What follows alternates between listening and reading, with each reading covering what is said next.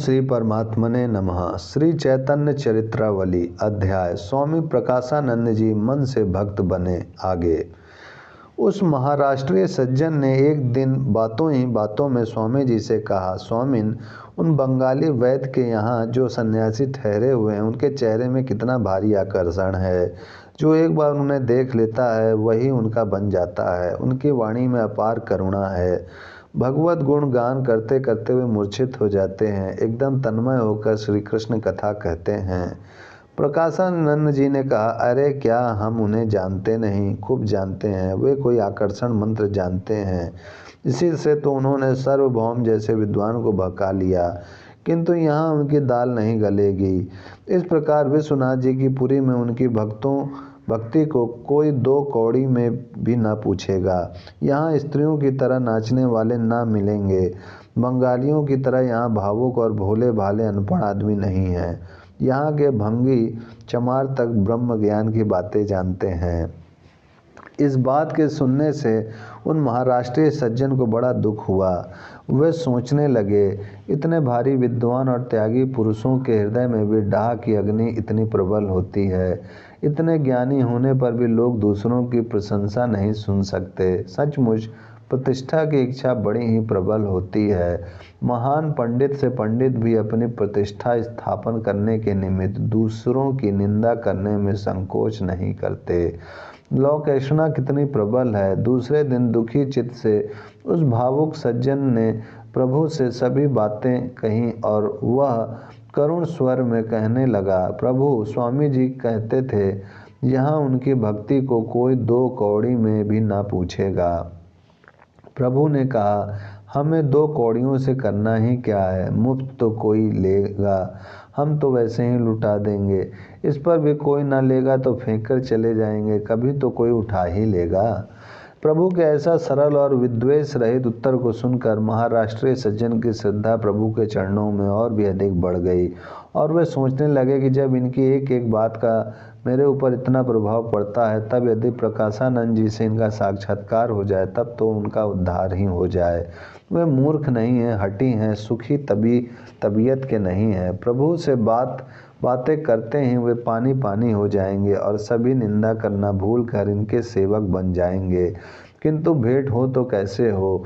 वे यहाँ आवेंगे नहीं, प्रभु वहाँ जाने को राजी ना होंगे।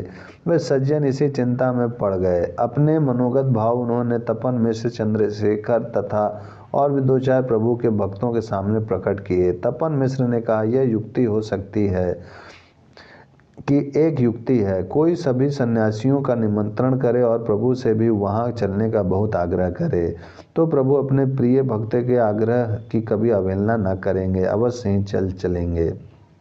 यह सुनकर उस महाराष्ट्रीय सज्जन ने जल्दी से कहा, इसके लिए मैं स्वयं तैयार हूँ। यह कौन सी बड़ी बात है, किंतु आप प्रभु को ले चलने का जिम्मा लें। तपन मिश्र ने कहा, अजी हम सभी पैर पकड़ लेंगे, चलेंगे कैसे नहीं, तुम सभी ठीक करो। वे सज्जन अच्छे धनिक थे। 1500 रुपये खर्च करना उनके लिए कोई कठिन काम नहीं था। फिर ऐसे पुण्य कार्य का अवसर तो बड़े सौभाग्य से मिलता है। इसीलिए उन्होंने काशी के सभी मठों के और विरक्त सन्यासियों को निमंत्रित किया। ठीक समय पर सभी सन्यासी अपने अपने साथी और शिष्यों के सहित उस सज्जन के घर आ उपस्थित हुए। महाराष्ट्रीय सज्जन ने सभी के बैठने के लिए गद्दे, तकिए, गलीचे आदि का बड़ा ही सुंदर प्रबंध किया था। मठधारी महंत सभी बड़े बड़े तकियों के सहारे गलीचों पर बैठ गए। उनके इधर उधर उनके शिष्य बैठे हुए वेदांत विषयक बातें करने लगे। कोई विवेक चूड़ामणि का श्लोक बोलता तो कोई शंकराभाष्य की ही पंक्ति को बोल उठता और निर्विशेष ब्रह्म की सिद्धि में अपने सारे पांडित्य को खर्च कर देता। सबके बीच में श्रेष्ठ आसन पर श्रीमद प्रकाशानंद जी सरस्वती बैठे हुए थे। उस समय दंड धारण किए हुए वे देवताओं से घिरे हुए ब्रह्मा जी के समान प्रतीत होते थे, अथवा ऐसे मालूम होते थे जैसे नैमिषारण्य के पुण्य तीर्थों में सनक जी अपने 88,000 शिष्यों के मध्य में बैठे हुए उनकी शास्त्र चर्चा सुन रहे हों। उसी समय वह महाराष्ट्रीय सज्जन प्रभु के समीप पहुँचे। प्रभु को निमंत्रित तो पहले से ही कर रखा था। अब उन्होंने जाकर कहा, प्रभु सभी महात्मा आपकी ही प्रतीक्षा कर रहे हैं। प्रभु ने संकोच युक्त विवशता के स्वर में कहा, भैया इतने बड़े महात्माओं के बीच में मुझे क्यों ले जाते हो? मैं वहाँ क्या करूँगा? तुम्हारे घर किसी दिन भिक्षा कर आऊँगा। पैर पकड़े अत्यंत ही कातर वाणी से रोते रोते उन महाराष्ट्रीय सज्जन ने कहा, प्रभु मैंने सारा आयोजन तो केवल आपके ही लिए किया है। आप न पधारेंगे तो मेरा सभी व्यर्थ हो जाएगा। आप इस दीनहीन कंगाल के ऊपर कृपा अवश्य करें और अपने पद धूलि से इस अधम के सदन को पावन कर इसे कृतार्थ करें। उन सज्जन की प्रार्थना का सभी ने समर्थन किया। भक्त वत्सल प्रभु सहमत हो गए और वे चलने के लिए तैयार हुए। प्रभु सनातन जी के कंधे पर हाथ रखे हुए थे।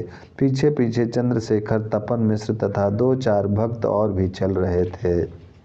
घर के दरवाजे पर पहुंचकर प्रभु ने सनातन जी के कंधे से हाथ हटा लिया। वे नीचे दृष्टि किए हुए धीरे धीरे घर में पहुंचे।